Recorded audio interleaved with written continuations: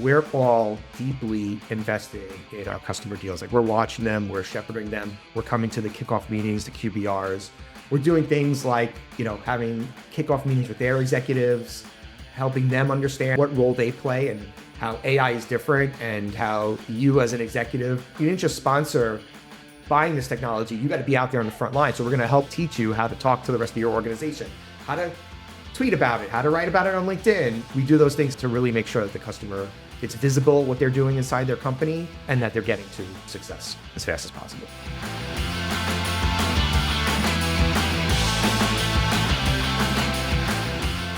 This is Next Gen Builders, the show for the growth and product leaders of tomorrow.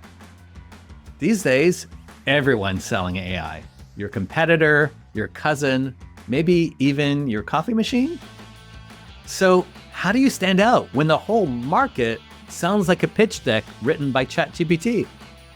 Well, today we're going behind the scenes at Rigor to see how they approach marketing with a focus on what matters, getting closer to their customers, understanding their needs, and building trust in a world that's changing by the hour. We'll talk about why the best marketing doesn't necessarily start with AI and how to reinvent your playbook when the rules keep shifting. Joining us today is Diego Lomanto, Chief Marketing Officer at Rigor. Welcome to the podcast, Diego. Thank you, Francois. It's good to be here. I appreciate you having me on and looking forward to our conversation. Well, I'm really excited for you to be on, and maybe let's just go right in. Maybe for the audience, can you explain what is Rigor? What do you guys do, and how is it transforming the world?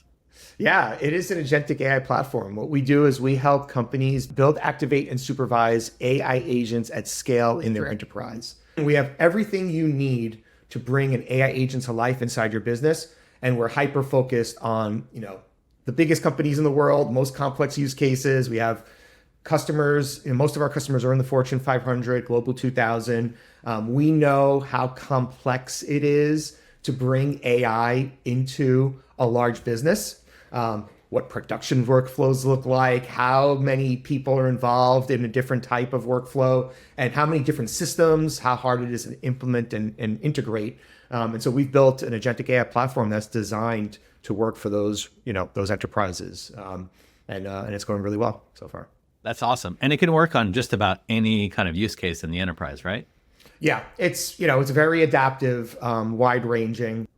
We go across front office, back office, middle office. I think a lot of our successes in the early days was more in the front office in marketing. That's kind of where we got our start. But we've really expanded now within our customers to, not just marketing, but sales, customer support, HR, legal, and even in background in like logistics and the supply chain, really across the workflows. We don't think so much about departments as we do mission criticality.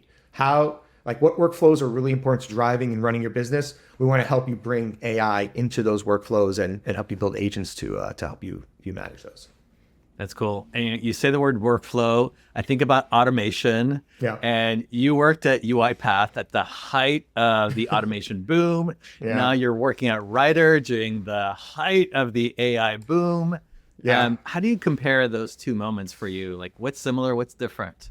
Yeah, it's funny. I actually try to not say workflow so often. It's just hard. It's a good word to describe a process inside a business, right? But yeah, I was at UiPath from 2018. I started in 2018. I was there for about 4.5 years. Through the real growth of RPA and automation, it was quite an incredible and interesting time as workflows. Sorry for using it again. Became as automated as possible. But that market grew so fast. We expanded so quickly. We went from 5 million in ARR to over 1 billion in like 5 years, right? So it was a real fast growth.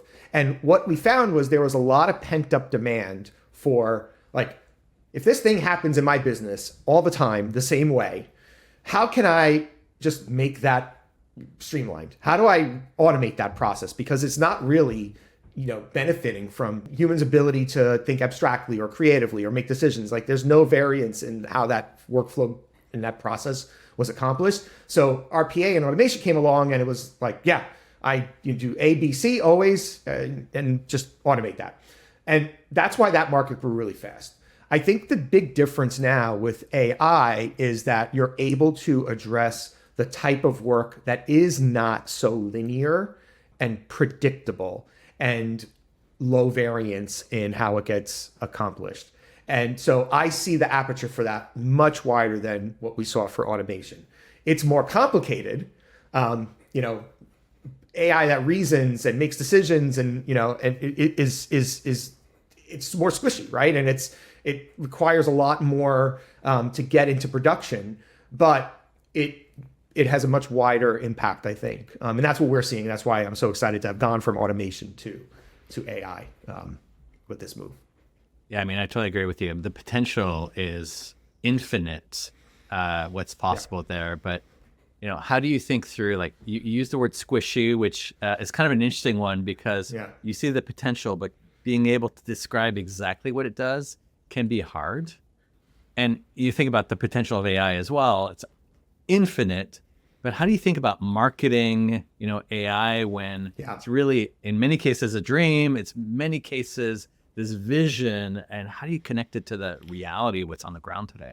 Yeah, I think ultimately long term, you're going to see a wholesale change of how work is done thanks to AI, right? And I'm not saying anything that others haven't said already, much probably better ways and much more vocally. But this technology has the ability to fundamentally change how work gets accomplished.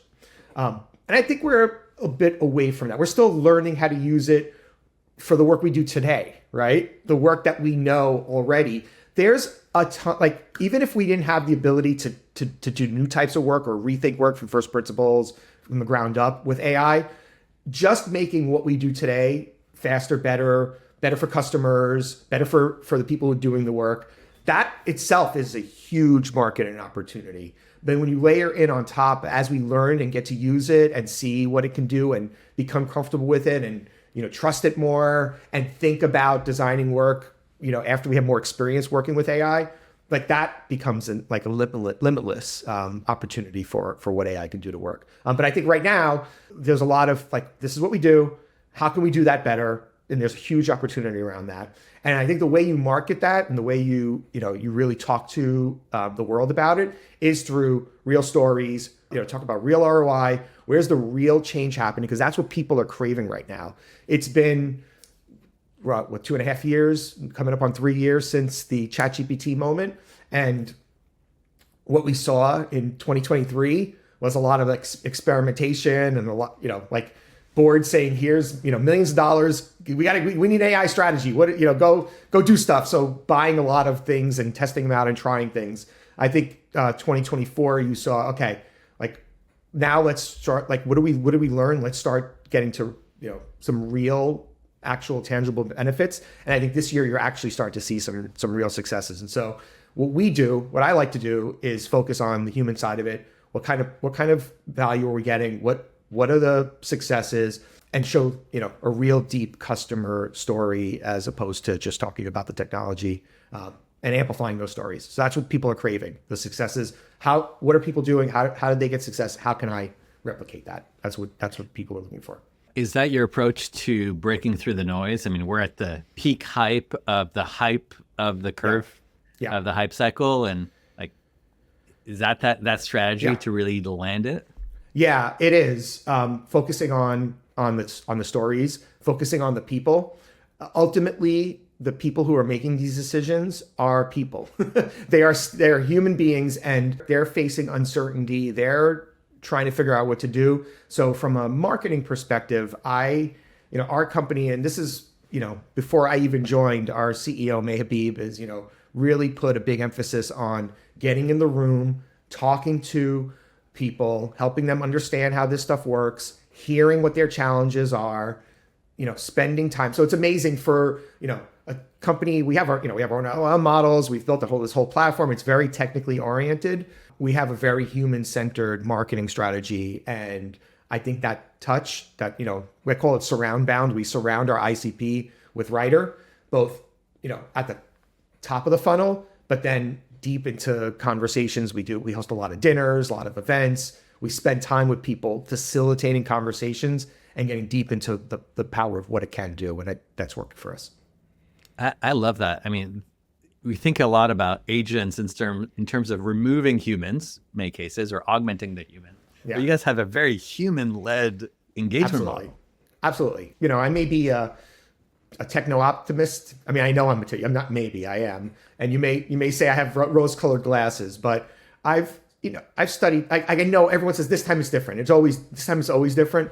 I mean, if you study the technological history, society reshapes around the technology, and we find ways in which to work that are supported by the technology that we can't even think of today, right? Who would have thought of a gasoline station in 1640? You know what I mean? Like, who would have thought of SEO in 1955, right? It's just the society changes. And so our focus is, well, what is that society going to look like? What is the business going to look like? What is jobs going to look like as this technology becomes more mature and starts to become adopted? There's a permanence to it, or pervasive inside society. So focusing on the people is absolutely, we feel like actually something we do better than a lot of others out there. That's great. When you look at this space, right, the pace of innovation is unlike anything I've ever seen. It's moving really fast. As a marketer, how does that change how you approach marketing, whether it's the tactics that you use, the message that you deliver, or even like the innovation that you're able to deliver to the market? It's just seems crazy right now. It's amazing. Yeah, this market is evolving faster and more often than any market I've ever been in. And like I said, at UiPath, we went from 5 to $1 billion in just a couple of years, and this feels 5 times faster. Like it's so much, like the whole world is tuned into this. So much investment is happening here. So many people are, engaged in what's happening with AI that it's just moving so fast. And so I think, quite honestly, there's a discipline that you have to act with speed, urgency, and think about reinvention consistently. Like there's no, you can't hold your priors too long. You have to continually be looking at what's really happening in the market. And I think, at Ryder, we're proud to say we reinvented ourselves every 6 months. Since I've been here, we've reinvented ourselves twice. The company itself, we started as a Grammarly competitor. Our co-founders had an AI translation company that was NLP oriented in the mid 2010s. And when they saw the Transformer white paper and they saw how, so May and Wasim are our co-founders, when they saw how impactful that they knew it right away. They read it, they're experts at AI. They saw, okay, this stuff is actually, this potential is massive. This will change everything. They had a lot of experience with enterprise. This is why Ryder is so enterprise focused, and why we've been enterprise focused from day one are their backgrounds. But they reinvented that company and pivoted to Ryder, even though it was a good, successful company. And we've continually done that for the past, time I've been here, and I look my time before then. The company has constantly reinvented relentlessly, and that just it requires a stamina and really does, and a fortitude. It actually, you have to hire the right people. You have to hire people that are comfortable with that. You have to be comfortable with it. You have to constantly be asking yourself, is this still the right way to do this thing? And that can get tiring. But when you know that you're doing it because when you set a plan to do it, you can do it. So you have to go into it with open eyes on, reinvention is the norm, not the extreme. Can you make that concrete? How does that look like in practice? If you're always reinventing everything every 6 months, what does that mean for the team, for the work that you do? Yeah.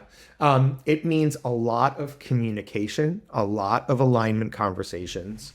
And I think, fortunately, it's not like the leadership team goes in a room and comes out, or spends a weekend, comes out and says, guys, everything's changed. We're doing this thing. It's not like that. We have a really transparent culture here. We have a very customer focused culture here. And so the teams are continually seeing what's happening. Like we're sharing constantly. We're seeing customer results. We're seeing what's working, what's not working. So the whole company is in the conversation and moving along with us. And so it requires a lot of coordination, but it is not top-down amplification and of that coordination. It is more like orchestrating is what I would say, as opposed to directing the change, orchestrating the change. And honestly, I think you have to have people who are good at that. Find people who, enjoy, love living in that. I think we have a culture here. We've hired people who've been through these crazy growth spurts, and for some crazy reason, come back to it. Everyone in the leadership team has had a success and an exit, and we came back and we're doing the build again, but we're all that personality where like I'd be bored if I didn't wake up every day thinking about being able to think about the changing world and how do we need to adapt. That's kind of like we crave that. So I think it's a culture thing. That's a big part of why we're able to do it. Yeah, that's really cool. Are there competencies that you look for when you're hiring somebody who can, manage this pace and manage transformation? I always look at how they approach the interview process. We do a presentation, and like I've had candidates that I was sure were going to be great, and when they come into and we're not asking people to do work, right? Like I don't want people like doing work before they get here, but I want to see how they think, right? Yeah. And when and you could really tell like how they approach the presentation. Like, are they proactive? Are they calling me, asking me questions? Are they doing, are they looking, once again, it's not to do work, it's to see how they think. And you can kind of tell, like, all right, this person is a driver, not a passenger, just by the way they approach the interview process. My shorthand is, like, does this person always look how to move the ball forward? Like, because that's the persona that does really well. It's like, what can I be doing right now to move things forward, as opposed to just waiting for the instruction. So I like the Frank Slootman book, Amp It Up, if you haven't read that, right? Like I think reference. Great. Like that's like, read that, look for people who fit that profile. That's what you need to win in an environment like this. I love that you brought out that book, because one of my favorite, questions to ask the team is, what's the most important thing that you're doing right now? Yes. The one thing. We always try to spread ourselves super thin, do everything, but in reality, like if you're not focused, if you're not driving, you're not going to go anywhere. And that's particularly hard for a marketing team, because you don't have one thing that everyone's doing, right? Like we're not all doing the same thing. We're like 12 little teams doing 12 different things in service of the bigger strategy. And so orchestrating and prioritizing to make sure that the teams are not doing different things and are focused around the bigger strategy is important. So prioritizing and getting the team aligned on the most important thing, or two things or three things, but no more than that, are really key. I agree with you. Now, we've talked about how, speed is like this industry is moving at a speed we haven't seen before. The company's constantly changing and evolving. How do you plan, build, right, create your bets, knowing that you don't know what's ahead of you? You can't even plan for what's ahead of you, because everything's changing every moment. How do you approach that? It seems really crazy hard. No, I mean, I think, we know our long-term, vision here is that we want to transform enterprise work with AI at the center, right? We have good foundational direction that we're going in. It's how is the market changing, adapting, evolving, is how do we execute? But we are focused on the enterprise. We know we're going after the most complex use cases, workflows inside a business. We know that. We know that we're selling to, CIOs, lines of businesses, and the builders themselves. Like we have these general business principles well laid out, like in our goal and where we're going. It's how do you execute that change line? What's happening inside the market that changes a lot, but we don't waver from our long-term mission. Are there signals that you look for to say that you're heading in the right direction or that you need to like change course? Adoption, the standard sort of like product signals, but then also market signals as well. Like, are we getting pickup? People amplifying what we're saying? Are we getting, invited to stuff? How are we doing with the analyst reports? There's a lot of still like basic blocking and tackling that you do with the, traditional marketing and functions. Right. So some of the traditional things still matter, but you guys approach things very differently. I know when we were talking earlier, you told me about the human-led process, but also like the sales process that you guys do is different, I think, than most other technology companies. What does that look like in practice? Yeah. So we invest a lot in customer success and adoption. And maybe that doesn't sound like something that is different. And it's hard because it is one of our differentiators, but everyone says they love their customers, right? Everyone says that we ensure our customer success. So you can't really advertise that, but you feel it. You definitely feel it. And myself, May, CRO, we're all deeply invested in our customer deals. We're watching them, we're shepherding them, we're coming to the kickoff meetings, the QBRs. We have a lot of executive presence in our customer, not just closing the deal, I'm talking post-sales and getting them launched. We have this idea of sort of the crawl, walk, run, where we want to make sure that they're successful. So we really nurture that early adoption while we get them to their own building over time. We're doing things like, having kickoff meetings with their executives, helping them understand how what role they play and how AI is different, and how you as an executive, you didn't just sponsor buying this technology, you got to be out there on the front line. So we're going to help you, you're going to teach you how to talk to the rest of your organization, how to tweet about it, how to write about it on LinkedIn. We do those things to really make sure that the customer, it's visible what they're doing inside their company, and that they're getting to success as fast as possible. Oh, that's cool. So you're teaching them how to talk AI, how to evangelize AI. Exactly. That's really cool. Exactly.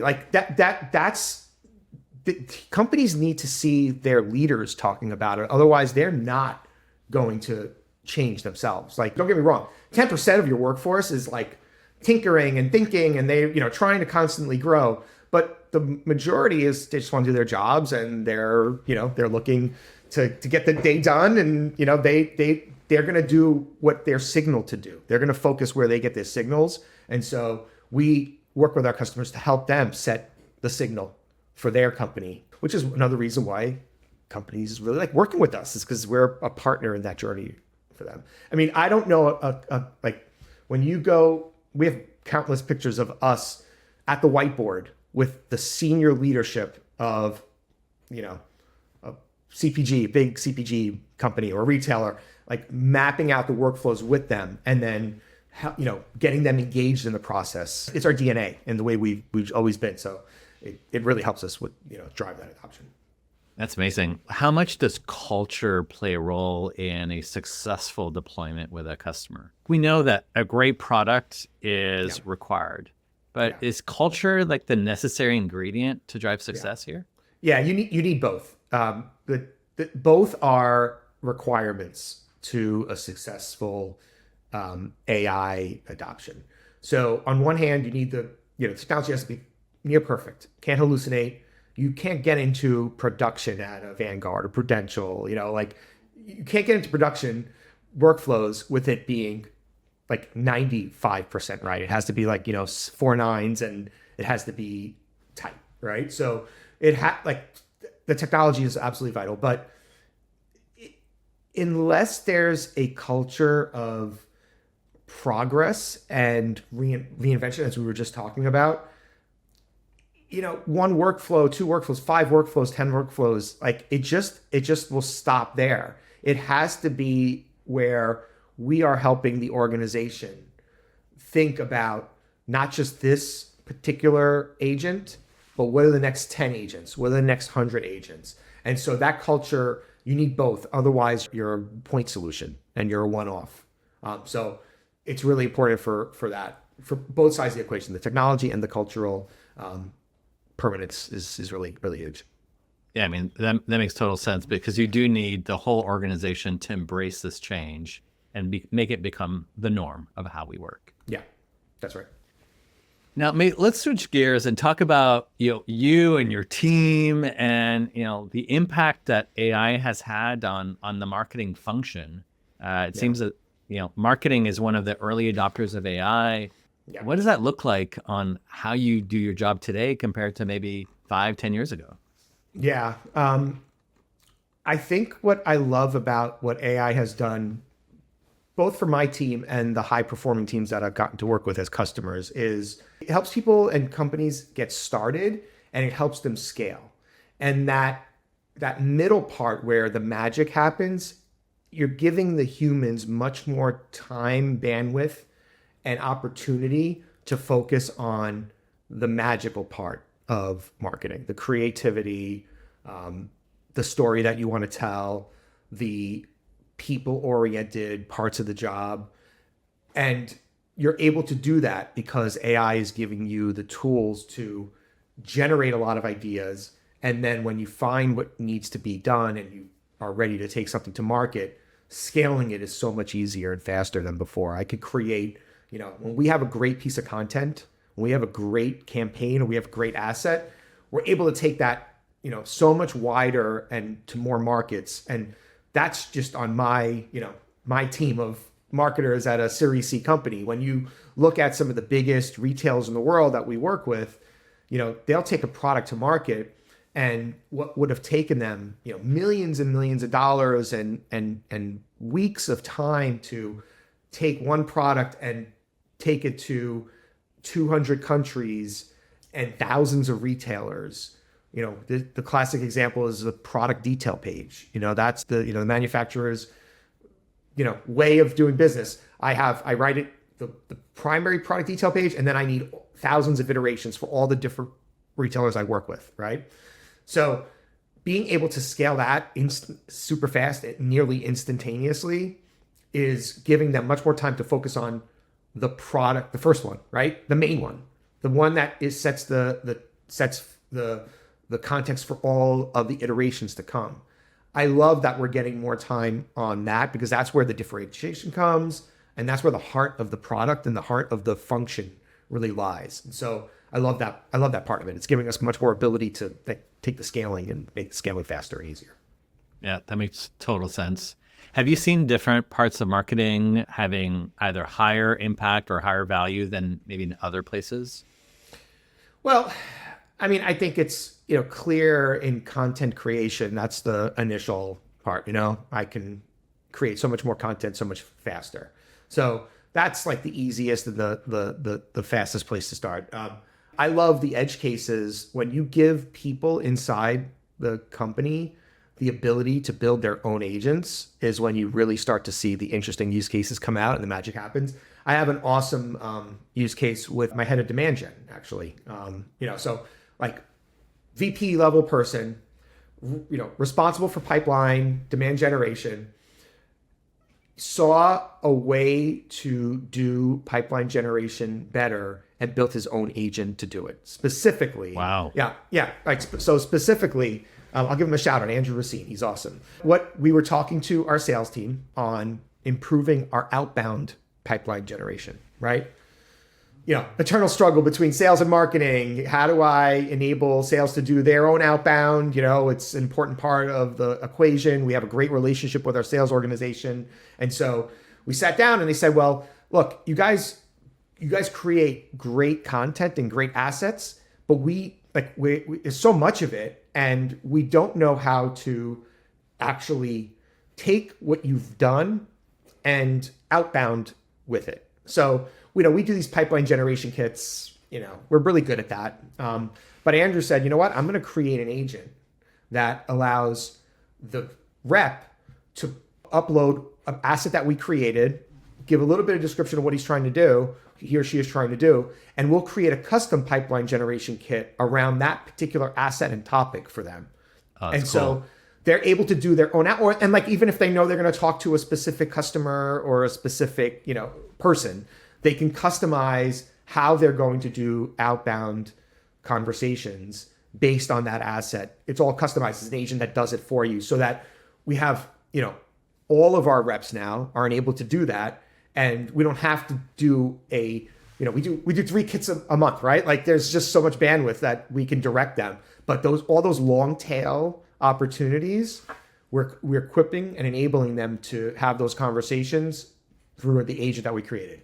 And that was Andrew, not a technical person, technical enough, not a technical person, knows the problem to solve better than anyone in the company, and was able to build his own agent and give that off to sales to do it. So I forgot the question, but that's an example of how we're using AI to really just do marketing differently here. No, I love it. And it also, shows like the hyper personalization that you can get through, because now you have an N up one, right? Any rep, that's any right. Opportunity, any account. Yeah. You can make it feel so tailored to them without necessarily requiring an army of people. That's right. Writes the email, all the stuff that you want to, to start that connection. It even gives them a script if they, when they get on the phone, if they want to have that in front of them, all around the asset that they wanted to talk about and the topic and the theme of the conversation and the person itself. That's great. Cool stuff. Now, that's a good example of marketing working with sales and driving productivity and ultimately driving the outcomes we all want, which is more pipeline, more successes. What about working with product? How does marketing and product work together? What are some things that you've seen work really well or really poorly? Yeah. So I have a product marketing background. I grew up in product marketing, so this is near and dear to my heart. I love product. Yeah, exactly. Yeah, there you go. I love product. I love product managers. I love engineer. I love that whole side of the house, right? We work with the product and engineering teams to help them take the raw innovation that they're building, very customer centric. We're building, with customer needs in mind, but there's some really raw innovation there. We are now, we're an LLM provider, right? And so and I can get into the whole reason why I think that's important, but we have our own core foundational technology, and then we package it up and we have, the product and the features and stuff that people use every day. I am a huge proponent of product and marketing need to work together to figure out how to tell the story of why this product is going to change or enhance the way companies are working, and take the steady stream of innovation and turn it into a meaningful series of moments for the market. So we work with them to understand what's coming, what the roadmap look like, how is it organized, and what are the themes there that you're developing to. What are the 3 themes that support the broader vision that we're developing this technology to? Because if you don't do that, then you're just releasing feature after feature after feature. And so we've built a very close relationship with the product organization to sit down, understand the roadmap, and then create, themes around the different innovations, and then work towards, a moment where we bring it all together in a big launch, so to speak. Right. It's not always a launch, but I'm a big believer in launches. I think launches are, just unless they bring the company together. They're good in so many ways. They get the attention. They force the company to work much more closely, and nothing makes shit happen. Sorry for my language. Nothing makes stuff happen. We'll bring up some oh shit moments in a moment. Yeah, exactly. There you go. Nothing makes shit happen more than a date on the calendar that everyone is working. It's just amazing. I remember getting here and I'm like, all right, we are going to do a launch early April. Let's see what's coming.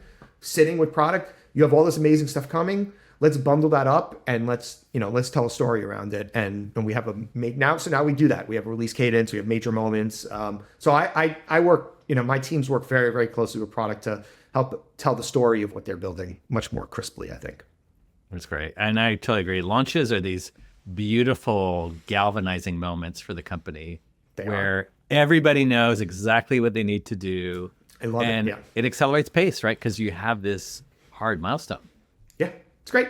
Now, let's ask a question about you. Sure. You said you came up through the marketing ranks from the product marketing lens, and now you're a CMO, and you've been a multi-time CMO. Tell me about that journey. How did that progress? And is it typical to go from product marketing to CMO? I think it's more and more common these days. You have different eras in tech. I mean, I'm going to speak specifically for the tech marketer. And when, if I look at like the early days,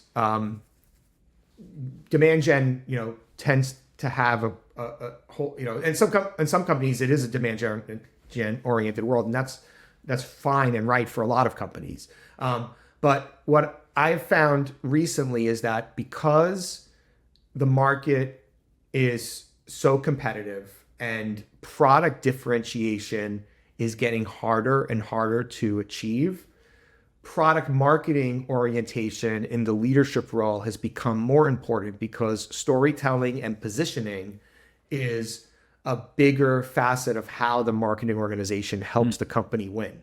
And so I have found through my last roles that I was brought in because of that bent. And that's the pain that the company had was we have a great product, we have a machine and an engine, and Andrew, the person I just referred to, he built the machine before I got here. Like our demand gen organization is as good as I've seen, right? But what we need is to figure out how do we tell the story in a differentiated way, who we are, how we do what we do, why we're different. So I've seen the product marketing CMO rise because of that, for sure. I love that. And what makes a good story? Like if that's that key thing, right? As the storyteller in chief. Yeah. What is a great story? Yeah. So I think a great story, like the overriding principle is simplicity.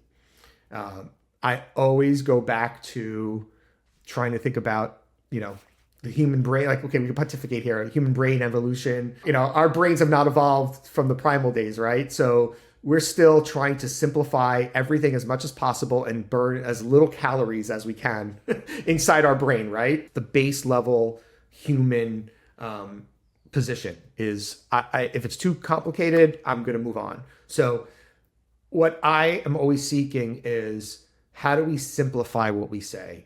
Early on, you asked what Writer does, and I said we help companies build, activate, and supervise AI agents at scale, right? Like build, activate, supervise, that folds up so much more stuff than that we do, but it's like 3 words, simple, build, activate, supervise. It's for my builders, it's for the adoption across the business, the end users working with it, and then it's for IT being able to really understand and look at what's happening. Like I can go deeper in each one of those pillars, right? But what we crave is just like that one-liner, simple way of understanding what you do. So from a storytelling perspective, it starts with the simple, like what is the one line that you can say about what your company does? And that's where we spend weeks or months trying to figure out what that is. But that's the most important part of storytelling. That's great. Yeah. And there's some repeatability, some consistency and scale, quite frankly, which is great. Yeah, that's right. That's right. Yeah.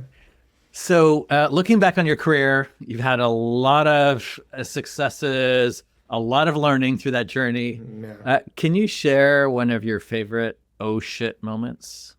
I think the biggest one was COVID, when lockdowns started, and I know this was like an oh shit moment for like the whole world. And then in tech, everything like everyone, it's like work stopped for a week, 2 weeks, like just what are we doing? What's happening? And then I remember very distinctly, that quarter was not great, right? Because people stopped buying. They didn't know what to do. So, and we weren't alone. I was at UiPath at the time. And what I think came out of that was a recognition that this is actually a transformative moment for the world that is actually a tailwind for us. It's sort of like fuel for our growth. That, I don't know if you remember that meme of like, who's responsible for our digital transformation strategy? And it was like CIO, CTO, COVID, right? And it was like COVID really yeah. kicked digital transformation to super high gear. And we quickly regrouped and were able to say, okay, like if we're going to move to digital transformation is now in aperture, what does that mean for us? And so we took a step back from like, this could be catastrophic for our business to this is actually something that will, and I don't want to come across too much like opportunistic on COVID because it was like a horrible, tough time. But from a business perspective, it was like a real opportunity for our business, and we were able to figure out how to turn that into momentum for us. Yeah, I mean, for sure, that was a hard moment, but also created a forced moment for people to change, to see the world differently. And, there's been great things that's come out of it. Yeah. There's been other things that's come out of it. Right. But I think change and opportunity is, to me, the biggest learning. Right. And I think the other thing that I took away from it, and a lesson I think that I try to, share with my teams is there's always an adaptation to what becomes present or challenges or roadblocks or the evolution of things. Like now with AI, it's changed a lot. And we just talked about that earlier. Society will progress, jobs will progress, people will progress. Like take a long-term view, not in the moment. Try to like lift up 50,000 feet and say, what does this look like for it, like in the past? Like, let's find comparable moments. Let's see how society adopted, like get above the fray and just think. And I think that's what like the smartest and best people do. And so I'm trying to always think of, let's divorce ourselves from the emotion of what's happening and think about historically, how does this usually play out? Or what can we learn from history? And this might be different, but we'll probably get clues from history. And so I think that was another thing that like the oh shit COVID moment was like, all right, well, okay, there was the pandemic in 1918. We had, how did society, like, wait a minute, we're 100 years later and like everything, so I don't want to minimize the short term, but like society gets through things and it just evolves and adapts, and be ready for that. Like that becomes opportunity for you, that evolution and adaptation, if you could put yourself in a good place for that. Like for all things, financial crisis in 2008, right? Great companies were born out of that. And if the death of, right? It's painful, but like look at some of the great companies and that came out of that. Like it was a whole new era. Web 2.0 came out of that, and a whole new era of the startup world grew out of that. So much grew from that. And then like the death of zero interest rates and the whole 2021 meltdown. Just gotta, like, it's painful in the moment, but divorce yourselves from it and look at how society typically adapts and adjusts. That's where you could look for opportunities to lead as well coming out of that. I mean, that's great advice. And we're now leading into an amazing opportunity with AI agents, right? Yep. Enabling every company to succeed and do more. And I think that's a really unique time. And you're in a very unique company driving a lot of change. So Diego, thank you so much for joining the podcast. It was great to learn from you. Thank you all for listening to Next Gen Builders, and look out for our next episode wherever you get your podcasts. And please don't forget to subscribe.